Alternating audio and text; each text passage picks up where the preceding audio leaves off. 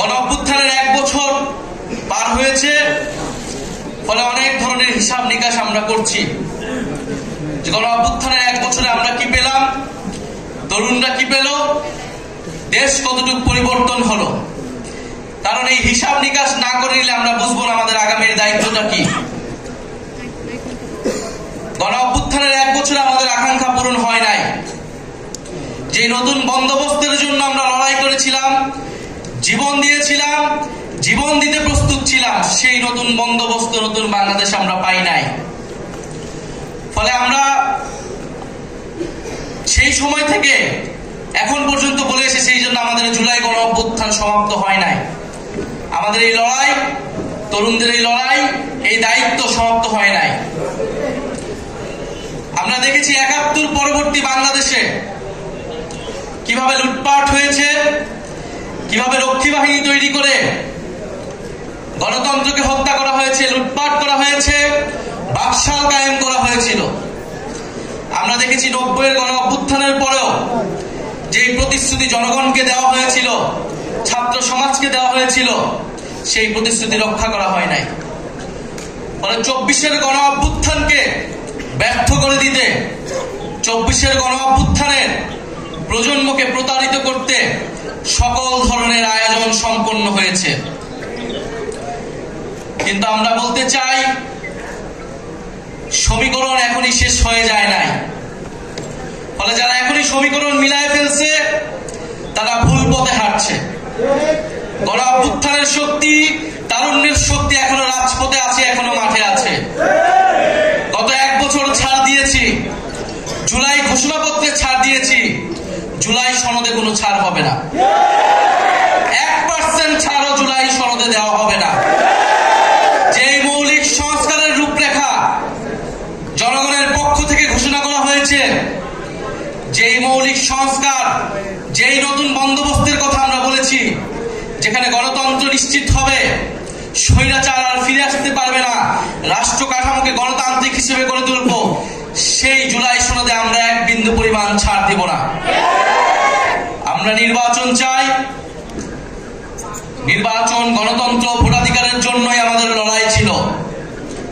কিন্তু আমরা এর সাথে এও বলেছি, পরিবর্তনের মধ্য দিয়ে বাংলাদেশকে যেতে হবে। বাংলাদেশের এই মুহূর্তে সবচেয়ে বড় সংকট হচ্ছে স্থিতিশীলতা এবং জাতীয় ঐক্য ধরে রাখা। যদি রাজনৈতিক দলগুলো, রাজনৈতিক শক্তিগুলো নিজেদের মধ্যে জাতীয় ঐক্য ধরে রাখতে না পারে, দেশের স্থিতিশীলতা নিশ্চিতে নিজেদের মধ্যে ছাড় দেওয়ার মানসিকতা তৈরি না হয়, ফলে আরেকটি ১-১১ আসবে। কারণ আমরা ইতিহাসে এটাই দেখেছি। আমরা মনে করি রাজনৈতিক সমস্যার সমাধান রাজনৈতিক দলগুলোকেই বসে করতে হবে এবং সেই সংস্কৃতি বাংলাদেশে কায়েম করতে হবে। যদি রাজনৈতিক দলগুলো ব্যর্থ হয়, লাভবান হবে ডিজিএফআই, লাভবান হবে অরাজনৈতিক শক্তি, লাভবান হবে বিভিন্ন বৈদেশিক শক্তি। আমরা গণ অভ্যুত্থানের পরে ফলে যেই জাতীয় ঐক্যের স্বার্থে, বাংলাদেশের স্থিতিশীলতার স্বার্থে গত 1 বছর ধরে গণ অভ্যুত্থানের শক্তি, বৈষম্য বিরোধী শক্তি, জাতীয় নাগরিক পার্টি বারবার ছাড় দিয়ে গিয়েছে। কিন্তু ছাড় দিতে দিতে আমরা শেষ প্রান্তে এসেছি। আমরা এবার ছাড় দিব না। আমরা এবার আদায় করে নিব যে গণ অভ্যুত্থানের পরে নতুন বাংলাদেশের প্রতিশ্রুতি আমরা দিয়েছি, যে গণতন্ত্র প্রতিষ্ঠার, বৈষম্যহীন বাংলাদেশ প্রতিষ্ঠার প্রতিশ্রুতি দিয়েছি। অন্তর্বর্তী সরকার যে প্রতিশ্রুতি দিয়ে, যে শহীদের রক্তের উপর দিয়ে প্রতিষ্ঠিত হয়েছে, সেই প্রতিশ্রুতি আদায় না করে এই সরকার যেতে পারবে না। সেই প্রতিশ্রুতি বাস্তবায়ন না হওয়া পর্যন্ত কোন রাজনৈতিক দল ক্ষমতায় আসতে পারবে না। ফলে আমরা এখনো বলবো, আসুন জাতীয় ঐক্যের স্বার্থে, স্থিতিশীলতার স্বার্থে আমরা সেই প্রতিশ্রুতিগুলো একে একে পূরণ করি। আজকে জাতীয় যুব দিবস, জাতীয় যুব সম্মেলন, ফলে যুবকরা একত্রিত হয়েছে। আমরা দীর্ঘ সময় ধরে আপনাদের স্বপ্ন, সম্ভাবনার কথা শুনেছি। আমরা দেখেছি বিগত 16 বছরে এদেশের তরুণদের সাথে কিভাবে ট্রিট করা হয়েছে। শুধু 16 বছর নয়, আমরা গত 54 বছরের ইতিহাসও দেখেছি। তরুণরা বারবার রক্ত দিয়েছে, বারবার রুখে দাঁড়িয়েছে বারবার স্বৈরাচারের বিরুদ্ধে দাঁড়িয়েছে এবং বারবার প্রতারিত হয়েছে। গত 16 বছর ধরে বারবার রাজনৈতিক দলগুলোর পক্ষ থেকে, ফ্যাসিবাদ বিরোধী দলগুলোর পক্ষ থেকে আহ্বান করা হয়েছিল, তরুণরা কেন রাজপথে নেমে আসছে না, ছাত্ররা কেন রাজপথে নেমে আসছে না। জেনজিরা অ্যাপলিটিক্যাল, তারা রাষ্ট্র নিয়ে ভাবে না, সমাজ নিয়ে ভাবে না। এই জেনজিরা কিন্তু সেই ভুল ভেঙেছে। তারা প্রমাণ করে দিয়েছে তারা রাষ্ট্র, সমাজ, দেশ নিয়ে ভাবে। সবচেয়ে দেশপ্রেমিক প্রজন্ম এই জুলাই গণ অভ্যুত্থানে রাজপথে নেমেছে, জীবন দিয়েছে, বুলেটের সামনে দাঁড়িয়েছে। কিন্তু বিনিময়ে কি পেয়েছে? যদি এই তরুণদেরকে আমরা বাংলাদেশের যারা ক্ষমতা কাঠামো রয়েছে, যারা ক্ষমতা নির্ধারণ করে, তারা যদি আবারও প্রতারিত করি, এই দেশের আর কোনো ভবিষ্যৎ নাই। তরুণরা বারবার জীবন দিবে, রক্ত দিবে রাজনৈতিক দলগুলোকে ক্ষমতায় নেওয়ার জন্য, আর বাংলাদেশের বড়নগরের ভাগ্যের কোনো পরিবর্তন হবে না। এইটা বাংলাদেশের তরুণরা আর মেনে নেবে না। বাংলাদেশের তরুণরা একটা অমর্যাদাকর জীবন যাপন করে, একটা হীনমন্যতা নিয়ে তাদেরকে জীবন যাপন করতে হয়, একটা হতাশা নিয়ে তাদেরকে বেঁচে থাকতে হয় পরিবারে, সমাজে, রাষ্ট্রে। সে জানে এই রাষ্ট্র তাকে সক্ষম হিসেবে, দক্ষ হিসেবে গড়ে তোলে নাই। সেটা এই দেশের শিক্ষা ব্যবস্থার দিকে তাকালেই বোঝা যায়। সে জানে সে যদিও কোনো না কোনো ভাবে পড়াশোনা করে বিশ্ববিদ্যালয়ে যেতে পারে, বিশ্ববিদ্যালয় থেকে বের হয়ে তার কোনো কর্মসংস্থান নাই। এবং সে যদি রাজনীতিতে যোগ দেয়, তাহলে চাঁদাবাজি, সন্ত্রাস, টেন্ডারবাজি করে তাকে রাজনীতিতে করতে হবে, এবং রাজনৈতিক দলগুলোর লাঠিয়াল হিসেবে তাকে সবসময় রাজনীতি করে যেতে হয়। ফলে তরুণদের এই হতাশা, হীনমন্যতা থেকে তরুণরা রাজনীতিতে এতদিন আসে নাই, বিপ্লবে আসে নাই, রাজপথে আসে নাই। জুলাই গণ অভ্যুত্থানে তারা এসেছে, সাড়া দিয়েছে বিবেকের তাড়নায়, স্বপ্ন দেখেছিল।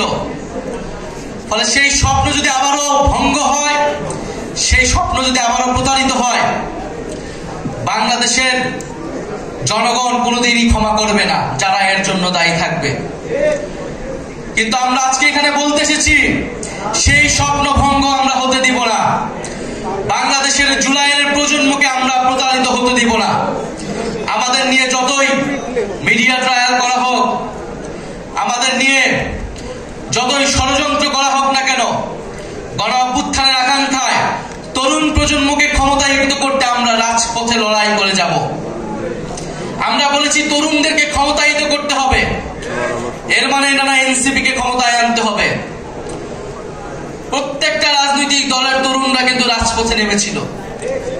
ছাত্র সংগঠন, যুব সংগঠনরাই লড়াই করেছিল, ভ্যানগার্ড হিসেবে থেকেছিল। রাজনৈতিক দলগুলো তার কতটুকু মূল্যায়ন করেছে? প্রত্যেকটা রাজনৈতিক দলগুলো নীতি নির্ধারণী পর্যায়ে তরুণদেরকে নিয়ে আসতে হবে। গণ অভ্যুত্থানে ভূমিকার জন্য তরুণদেরকে সেই সম্মান দিতে হবে। আমাদেরকে সম্মান না দেন, আপনার দলের তরুণদেরকে আপনারা সম্মান দেন। আমরা আগামীর সংসদে, আগামীর নির্বাচনে, আগামীর গণপরিষদে আমরা তরুণদের সর্বাধিক অংশগ্রহণ দেখতে চাই। সকল রাজনৈতিক দলকে এটা কমিটমেন্ট করতে হবে। তাদের ইশতেহারে আমরা দেখব তরুণদের জন্য তারা কি ঘোষণা করছেন, তরুণদের কত পার্সেন্টকে তারা নমিনেশনের টিকিট দিচ্ছেন। এর থেকে বোঝা যাবে আপনার দলের তরুণরা, আপনার দলের ছাত্র সংগঠন, যুব সংগঠনে যারা লড়াই করেছে, তাদেরকে আপনারা কতটুকু সম্মান প্রদর্শন করলেন। বাংলাদেশের তরুণদের জন্য, যুবদের জন্য কয়েকটা বিষয় খুবই জরুরি, যার বেশিরভাগই আমাদের আজকের এই যে যুব ইশতেহার যিনি ঘোষণা করেছেন, যুব শক্তির আহ্বায়ক, তার যুব ইশতেহারে এসেছে। আমরা মনে করি শিক্ষা এবং নৈতিকতা তরুণদের জন্য, যুবদের জন্য খুবই গুরুত্বপূর্ণ। শিক্ষার মাধ্যমে তার যে নৈতিকতা, দেশপ্রেম এবং মূল্যবোধ, এরকম একটি প্রজন্ম আমাদেরকে তৈরি করতে হবে। একটা রাষ্ট্র তরুণদেরকে আসলে কিভাবে গড়ে তুলতে হয়, কিভাবে গড়ে তুলতে চায়, তার প্রতিফলন ঘটে তার শিক্ষা ব্যবস্থার ভিতরে।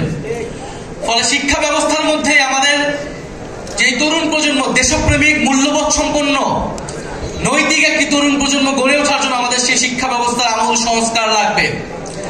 দ্বিতীয় সবচেয়ে গুরুত্বপূর্ণ হচ্ছে কর্মসংস্থান। আপনারা জানেন এই গণ অভ্যুত্থানের সূত্রপাতটাই ঘটেছিল কর্মসংস্থানের জন্য। কোটা সংস্কারের জন্য। কারণ বাংলাদেশের বিশ্ববিদ্যালয়ে পড়া তরুণদের সামনে সে জানে একটাই মাত্র অপশন, তার সরকারি চাকরিতে অংশগ্রহণ করা, সরকারি চাকরি পাওয়া। কারণ এই সরকারি চাকরি পাওয়ার মাধ্যমে সে সমাজে কিছুটা মর্যাদাপূর্ণ জীবন পাবে, ক্ষমতার অংশীদার হইতে পারে সে, অথবা সে বিদেশ চলে যেতে চায়।